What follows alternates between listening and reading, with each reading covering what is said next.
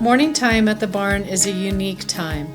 It's when I come in and kind of see what the plan is going to be for the day. So you see Beck over there grazing her pregnant mare. Well, that's because a few days ago, her baby was kicking around and really being busy, and it was causing her to be a little bit off her feet.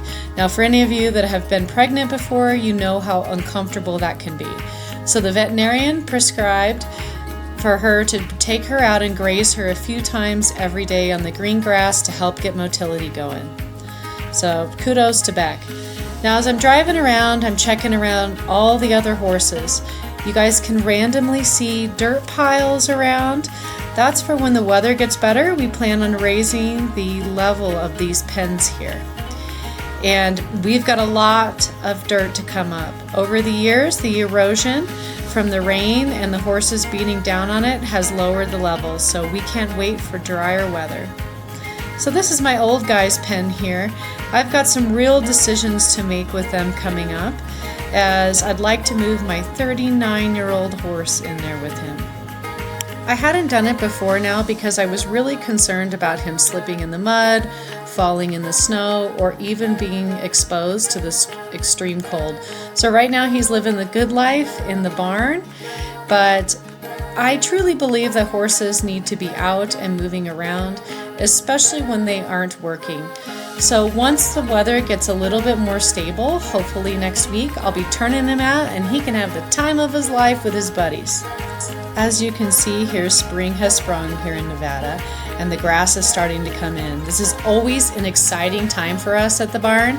I'm just hoping and praying that this spring is warmer than last year, because last year we had a ton of water and we should have gotten a gray hay crop, but we didn't because it just wasn't warm enough. Timothy grass needs a big hay differential to grow, so if it stays cool all summer long, we really aren't going to get that great of a crop. And that really affects our bottom line down here at the ranch, and I love, love, love the fact that we're able to grow our own hay.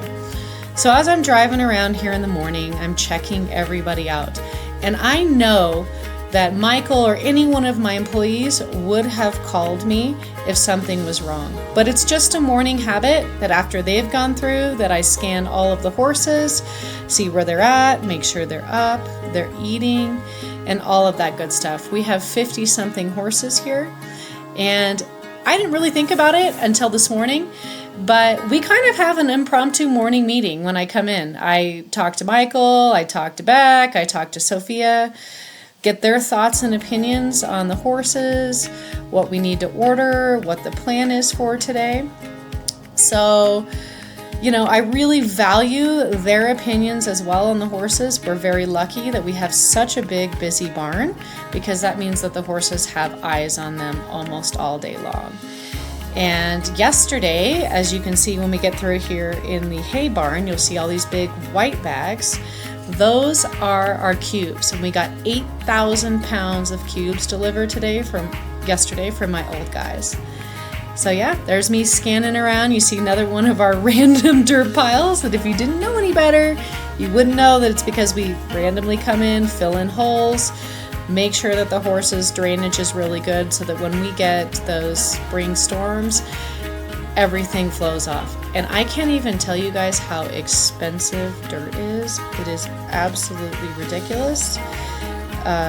It's something I never even knew that I was going to have to budget for when I was buying a facility. Yeah, so that's our 6-pack over there and our turnouts. And I'm also always deciding when I think is a good time to turn out the horses. The grass really hasn't grown enough yet. And there's my dad grooming the arena. You won't believe it, but we watered this arena yesterday and it's already dry because it has been blowing nonstop 30 to 40 miles an hour. We may or may not water today. I kind of find that a lot of times if I water when it's windy, the water from the water truck just kind of blows in the air, so it really doesn't help us that much.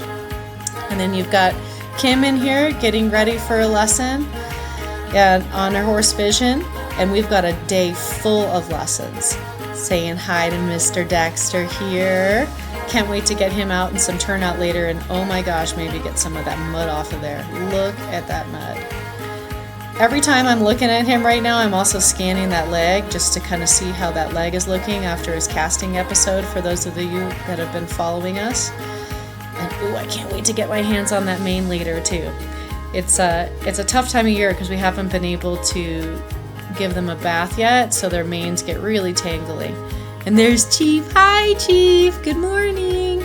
So we have the doors on the south side of the barn closed because our wind comes from the south and it just blows all the shavings around, inserts it into their waters. It becomes really a mess. Hi, Pisco. Morning, Pisco. And I'm going to keep scanning down. Oh, and this is Max. This is my 39-year-old horse, Max, here, that I can't wait to get in that turnout with those old guys. He didn't even bother to say hi. How dare him. And here's Missy, one of my most favorite lesson horses. Of course, she's going to come out with her mash all over her face.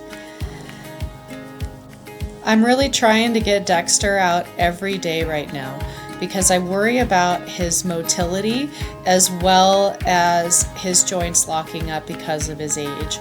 This horse is used to working quite frequently. So as I'm walking him out, I'm noticing if that leg isn't improving at all in how it's moving. And to me, it does seem looser. It's still not 100% there, and we'll double check it every day. Tomorrow we plan on doing a lameness exam with him. But for now, I'm just going to keep walking him about a 10 to 15 minutes. Oh, look at Choco Roll!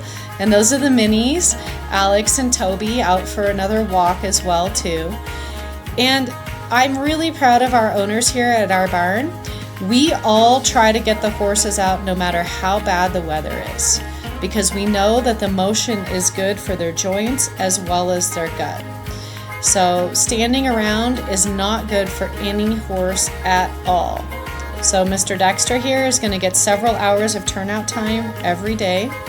I can't wait to groom him later, but for now, we get to enjoy a nice snack in the grass. We know that grass improves motility in the horse as well, plus it's a good time for him and I. And I get to scan all my hard work that I get to do later with this nasty coat of his. Oh boy, I can't wait till the weather gets better and I get to clean them all up. So, in the meantime, we get to enjoy some good quality time together. I do feel that sometimes when horses go through rehab, it does provide owners more time to spend with them on the ground. I know that I have a tendency to be a little bit task-oriented, so I do appreciate these moments with my horse in between when I'm teaching lessons or riding. Believe it or not, we're going to work about 20 horses today between myself and another trainer at the barn, and we love every minute with all of them. I feel like this is a blessing. Because a day can't go by at our barn without a hooligan, this blanket was way over on the other side, and that, my friends, is a guilty face.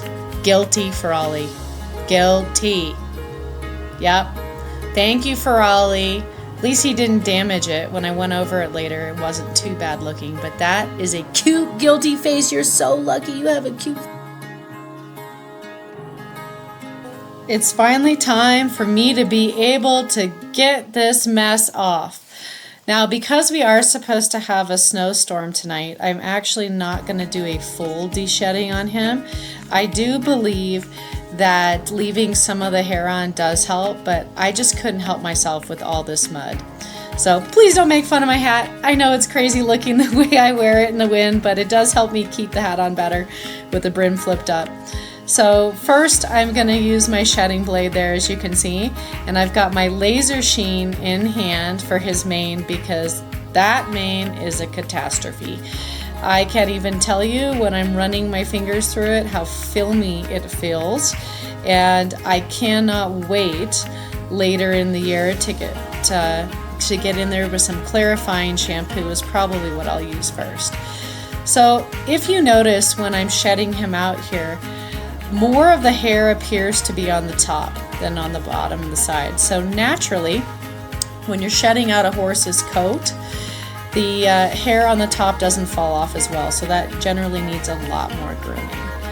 He's got some serious mats in this mane here, guys. Some serious mats. So my aim is to start on the bottom, work some of the knots out, and try not to rip out as much of the mane as possible. Normally, I would not even brush the mane unless I was washing it and conditioning it. But I'm really worried that these mats will progress to the point to where I would have to cut out his mane. So I'm just trying to do the best job possible with the conditioner I have. His mane is actually so thick that I can barely brush through the whole thing. It is quite gratifying getting these knots out, and I think he likes it. So if you can look at his ears and his face, he's really paying attention to what I'm doing, but I believe that he is very, very grateful for it. I really love this Oster mane brush for that. Some people like to use combs, but his mane is so thick that I find that this brush is one of the few ones that will really get through it. So you can see that his hair is filling up the brush, and I'm really having to take a lot of it out quite frequently. This mane is going to take a long time for me to get through. It's going to be a multi-stage process. Most likely when I wash it, probably around next week, I'll have to use a shampoo as well as a conditioner and a leave-in conditioner. I really do like to use a human grade Pantene like clarifying shampoo to start with, just to get all the grit out from the winter time. And some of the horses here we have actually started washing their mane and tail, but his coat is so thick that it takes him absolutely hours and hours and hours to dry. So I don't want to risk getting him wet and not having him dry before the evening time. It can take up to 24 hours for a horse to dry at the skin level once they're wet, and I'm just not willing to risk that. I absolutely love my lesson horses, as well, of course, my private performance horses, but I just could not handle the thought of them being wet overnight. So I'm willing to risk the mane a little bit here and just get it done really well and get some gratification when I'm done. Because it wouldn't be the day at the barn without something completely bizarre happening. One of my boarders came in and said there's a cord wrapped up inside of Silver's stall so that he could possibly get his foot through it. And I thought, well, how does that happen? Because we do a great job of keeping the cords out of harm's way. But turns out we have a mouse. And this mouse has burrowed its way underneath Silver's water and pulled the cord out so that his little mouse family can live in there. So I had to bravely reach under and pull everything out and stick the cord back in. Now, of course, we're going to change the location of the cord once we can drain the tank. And guys, thanks so much for joining me today.